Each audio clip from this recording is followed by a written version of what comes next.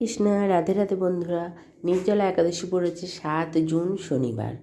আর এই নির্জলা একাদশী মানে আমরা জলও খেতে পারবো না, কিন্তু এখনকার যা দিনকাল, নানান রকম কাজে আমরা সবাই বাইরে বেরোই, আর ঘর সংসারও ছেলে মেয়ে বা কাজকর্ম নিয়ে ব্যস্ত থাকি দেখে আমাদের পক্ষে পুরো উপোস করা সবার সম্ভব হয় না।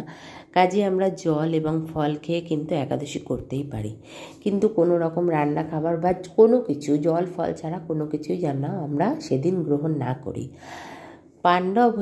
পাণ্ডবদের মধ্যে যে ভীম কোনো একাদশী কোনো দিনই করতেন না। ভগবান বেদব্যাসকে তিনি বলেছিলেন, আমি তো কোনো একাদশী করি না, তাহলে আমি কি করব?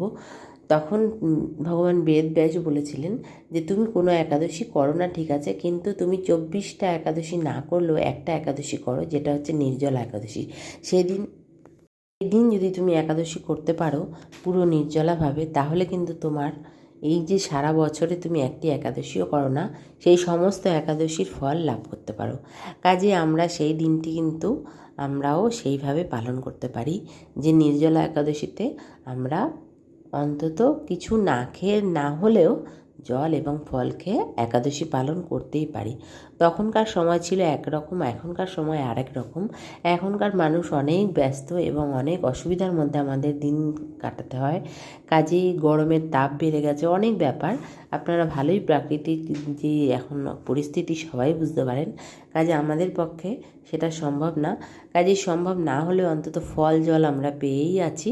আর এটা ভগবানকে ভোগ লাগিয়ে মিষ্টি শরবত এবং ফল ভগবানকে ভোগ লাগিয়ে আমরা কিন্তু সেই প্রসাদ গ্রহণ করে নির্জলা একাদশী সুন্দরভাবে কাটাতে পারি। আর এখন তো অনেক রকম ফল পাওয়া যাচ্ছে, কারণ হচ্ছে কি গরমকালেই আম কাঁঠাল এগুলো হচ্ছে গিয়ে বেশি পরিমাণে পাওয়া যায়। আর এই কাঁঠাল খেলে কিন্তু পেট অনেকক্ষণ ভরা থাকে, তাতে কোনো অসুবিধা নেই। তাহলে ভগবানকে ভোগ লাগিয়ে আমরা এই উপোস করব, আর আপনারাও এই উপোস করুন। রাধে রাধে, সবাই ভালো থাকুন। আর নির্জলা একাদশী অবশ্যই পালন করুন।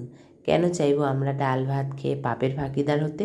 কারণ এই আজকের দিনে কিন্তু এই ভাত খাওয়া অনেক বড় পাপ। কারণ হচ্ছে গিয়ে একাদশী কিন্তু এই পাপ যখন নষ্ট করতে এসেছিলেন তখন সমস্ত পাপ নষ্ট করতে পারেনি, কারণ কিছু পাপ গিয়ে চালের মধ্যে বাস নিয়েছিল।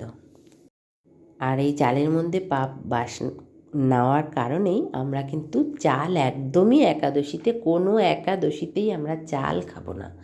চাল খাবো না, অন্য কিছু খেতেই পারি, রুটি এগুলো না খাওয়া ভালো, কিন্তু তবুও রুটি তরকারি যাই হোক নিরামিষভাবে আমরা সেগুলো খেতে হয়তো পারি, কিন্তু চাল আমরা একদমই খাবো না। কিন্তু কারণ হচ্ছে গিয়ে চালের মধ্যেই গিয়ে পাপ বাসা বেঁধেছিল বা লুকিয়েছিল। কাজে আমরা চাল একদমই একাদশীতে খাবো না। আর নির্জলা একাদশীতেও কোনো কথাই নেই, শুধু ফল আর জল। তাহলে সবাই ভালো থাকবে, একাদশী করবে। আবার দেখা হবে অন্য ভিডিও নিয়ে নতুনভাবে। রাধে রাধে, সবাই ভালো থেকো। আর মা লক্ষ্মী এবং নারায়ণ বা ভগবান বিষ্ণুর পুজোর আরাধনা করো।